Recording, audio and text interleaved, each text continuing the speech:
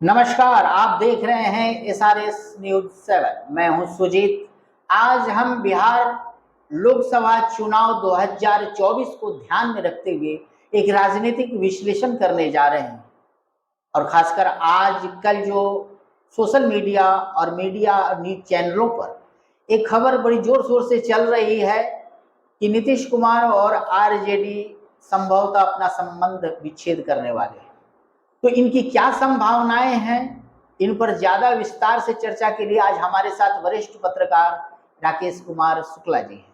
तो शुक्ला सर, दर्शकों को हमें ये बताइए कि नीतीश कुमार और आरजेडी का संबंध विच्छेद पर बड़ी सोशल मीडिया और न्यूज चैनलों पर बड़ी बड़ी बातें हो रही है, आप इसे किस तरह देखते हैं? नमस्कार सुजीत जी। सबसे पहले तो दर्शकों को ये बात हम बता दें कि ये जो खबर चल रही है ये तथ्यों पर आधारित नहीं है, ये भ्रामक खबर है। अगर तथ्य की बात करें, आंकड़ों की बात करें तो इसमें कोई दम नहीं है। और ये खबर तब उठी जब हरिवंश सिंह जो राज्यसभा के उपसभापति हैं, उन्होंने 2 दिन पहले नीतीश कुमार से मुलाकात की।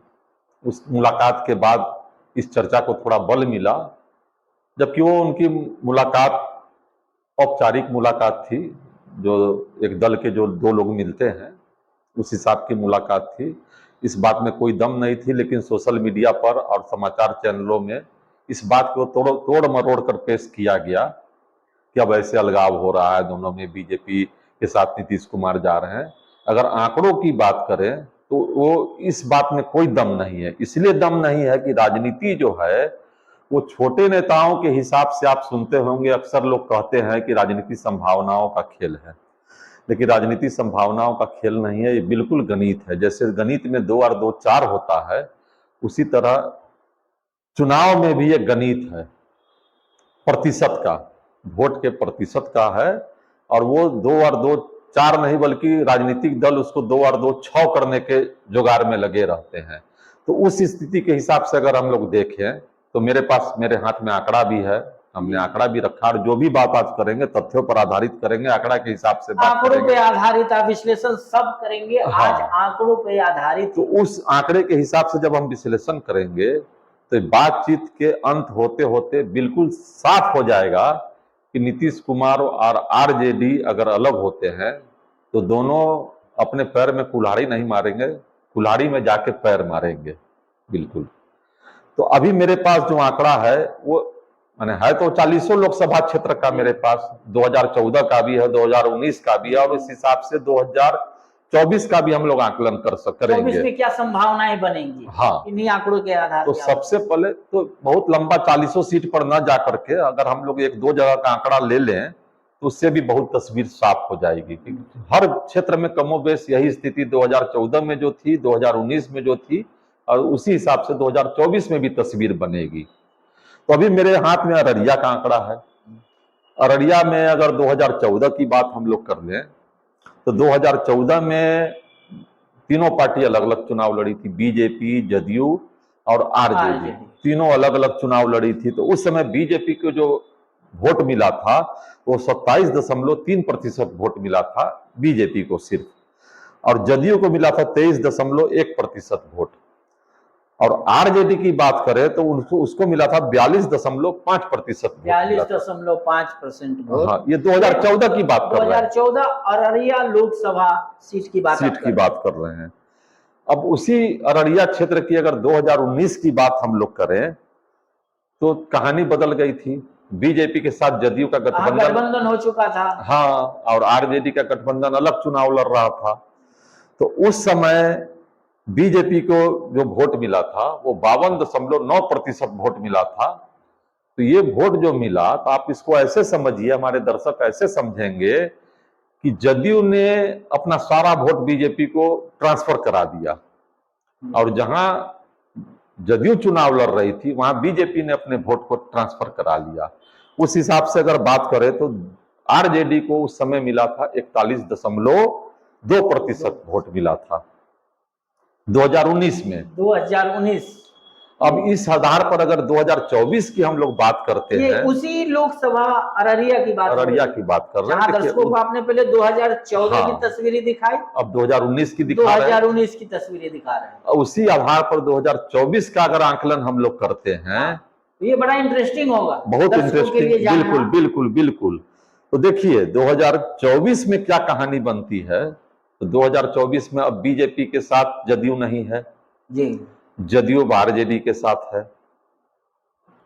कहानी में ट्विस्ट यहां आ रहा है कि बीजेपी के साथ जब चुनाव लड़ी थी तो बीजेपी बहुत मजबूत हो गई उस वक्त जदयू, और आज जदयू कहां खड़ी है, तो आरजेडी के साथ खड़ी है। बीजेपी से उसका अलगाव हो चुका है।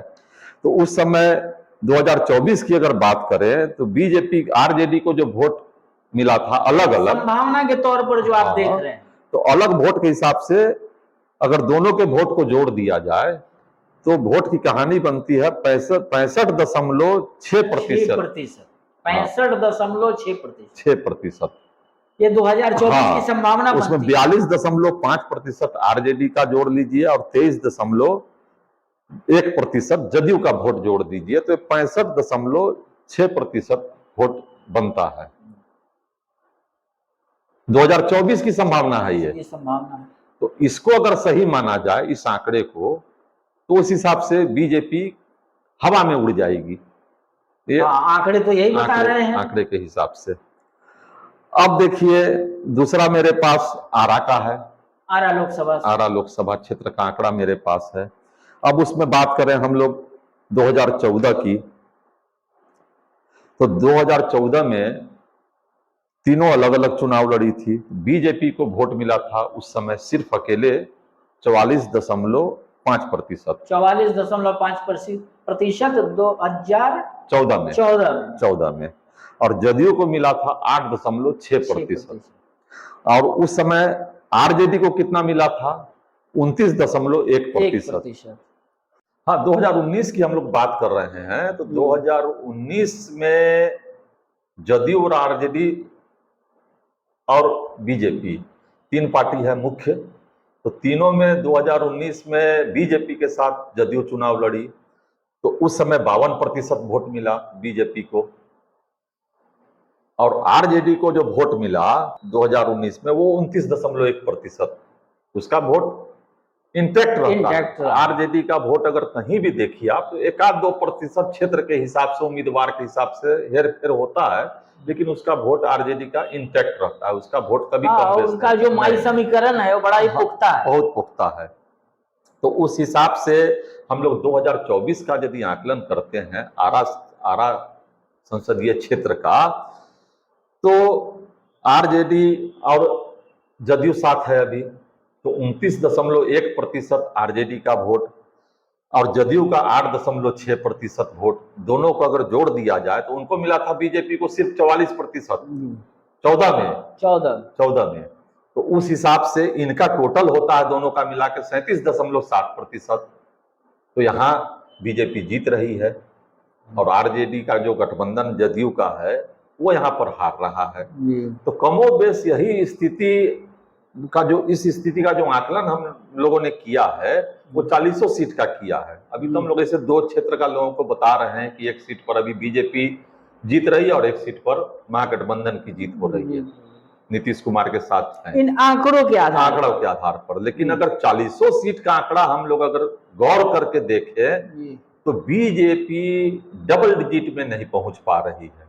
ये बीजेपी के लिए बहुत बड़ी खतरे की घंटी है। अगर जदयू और आरजेडी साथ चुनाव लड़ती है तो ये बहुत बड़ा चैलेंज कर सकती है, उपस्थित कर सकती नहीं है, बिल्कुल गणित के हिसाब से चैलेंज हो चुका है बीजेपी के लिए। और बीजेपी इसलिए परेशान है ना, बीजेपी छोटे छोटे दल को जो अपने साथ ला रही है, चिराग पासवान को लाना हुआ, उपेंद्र कुशवाहा को लाना हुआ, या हम पार्टी बात चल रही है, सनी जी को तो ले आए ना, हम पार्टी तो आ गई उसमें गठबंधन में, बात कहाँ चल रही है, अब तो क्लियर आ ही गए। लेकिन बीजेपी की अभी भी नजर जो है, जैसे अर्जुन की नजर मछली की आंख पर थी, वैसे ही बीजेपी की नजर अभी भी है। बीजेपी के लिए अब एक ही उपाय बचता है, या तो आरजेडी और जदयू में फूट करा दे, जो अभी जो जिसका कि वो कुछ दिन से लगे भी हुए हैं, हाँ, ऐसी परिस्थितियां बना रहे हैं वो लोग। या फिर नीतीश कुमार को अपने पाले में ले लेकिन नीतीश कुमार तो राजनीति के चाणक्य हैं, चाणक्य हैं, कहे जाते हैं बिहार के लिए, और कहे बहुत नहीं सोच जाते हैं। समझ कर मेरे ख्याल से आरजेडी के साथ इस बार गठबंधन गए। कर रहे हैं। शायद उनको इन आंकड़ों की हाँ। पूरी जानकारी है। देखिए, नीतीश कुमार तो बहुत सुलझे हुए नेता हैं और आरजेडी में सुलझे हुए नेताओं की थोड़ी कमी है। तो आप अभी देखिए, जो भी बवाल उठ रहा है, कोई भी विवाद अगर उठ रहा है तो ज्यादा आरजेडी की तरफ से उठता है। जैसे अभी एमएलसी सुनील कुमार हैं, जिसको मान के पूर्व अध्यक्ष, और राबड़ी देवी के भाई भी लगते हैं, उन्होंने भी कुछ मुंह बोल बोले दिया। भाई। हाँ, मुंह बोले भाई हैं, तो उन्होंने भी अभी जदयू पर टिप्पणी कर दी। तो देखिए, ये सबसे थोड़ा असर पड़ता है, क्योंकि इन लोगों में पेशेंस की थोड़ी कमी है। लेकिन जैसे लालू यादव राजनीतिक सूझबूझ बहुत गहरी रखते हैं, उसी तरह नीतीश कुमार भी रखते हैं। अगर इन दोनों का तालमेल ठीक ठाक बना रहा और इन दोनों ने अगर साथ में चुनाव लड़ा तो निश्चित रूप से बीजेपी को बहुत मुश्किल होगी और बीजेपी डबल डिजिट में नहीं पहुंचेगी, डिजिट में नहीं पहुंच पाएगी। अब गया चुनाव में अगर बात करें हम लोग 2014 में, तो 26%, यानी 26.7% वोट आरजेडी को मिला था, लगभग 27% कह लीजिए। हाँ। और जदयू को मिला था 16.7%। अब 2019 में जीतन राम मांझी जो हैं वो लालू यादव के महागठबंधन के तरफ से चुनाव लड़े थे, तो इनको वोट प्रतिशत कितना मिला? टोटल 32.9% वोट मिला। तो 32%, 9 में 26%, 60% तो वोट आरजेडी का इंटेक्ट है। 26.7% तो 27 मान लीजिए ना उसको, 27 मान लीजिए, तो वो तो आरजेडी। हाँ। अब बाकी जो वोट था वो तो माने ट्रांसफर नहीं करा पाए जीतन राम मांझी। तो जीतन राम मांझी की जो स्थिति है वो दलित का फेस भले माने तो जाते आप हैं। ये कहना चाह रहे हैं कि वो दलितों के चेहरा तो हैं, लेकिन हाँ। वोट ट्रांसफर कराने के मामले में असफल हो हाँ। जाते हैं। अब बीजेपी ने उनको इसलिए मिला लिया है कि चलिए भाई, बूंद बूंद से तालाब भरता है। अब देखिए, चिराग पासवान की फिर बिहार में दूसरी स्थिति है। चिराग पासवान का जो भी वोट है, रामविलास पासवान का, वो ट्रांसफर हो जाता है बीजेपी को। थोड़ा बहुत कुछ हद तक कुशवाहा का वोट जो उपेंद्र कुशवाहा के साथ है, इसीलिए ना बीजेपी नीतीश कुमार से कुशवाहा को अलग कर दी, पासवान अलग है, और थोड़ा हमको भी अलग करने का प्रयास बीजेपी। लेकिन बीजेपी की निगाह अभी भी नीतीश कुमार पर बनी हुई है। वो जान रही है बीजेपी। देखिए, बिहार के नेता जो भी बीजेपी के हैं वो आंकड़ों पर बात नहीं करते हैं, लेकिन जो बीजेपी के रणनीतिकार दिल्ली में बैठे हुए हैं वो लोग आंकड़े को देखते हैं और आंकड़ों के पर आधारित ही राजनीति करते हैं। उनको पता है कि नीतीश कुमार को साध लेंगे तो मेरा बिहार सध जाएगा, और नीतीश कुमार को छोड़ देंगे तो हम जीतन राम मांझी को मिला लें, चिराग पासवान को मिला ले, उपेंद्र कुशवाहा को मिला ले, लेकिन बहुत ज्यादा स्थिति में बहुत तो संभवतः इसीलिए बीजेपी हर तिक्रम लगा रही है किसी तरह नीतीश कुमार को अलग कर अपने में मिला ले। हाँ, क्योंकि वो आंकड़ों का खेल समझ चुकी है, जैसा कि आप विश्लेषण कर रहे हैं। हाँ।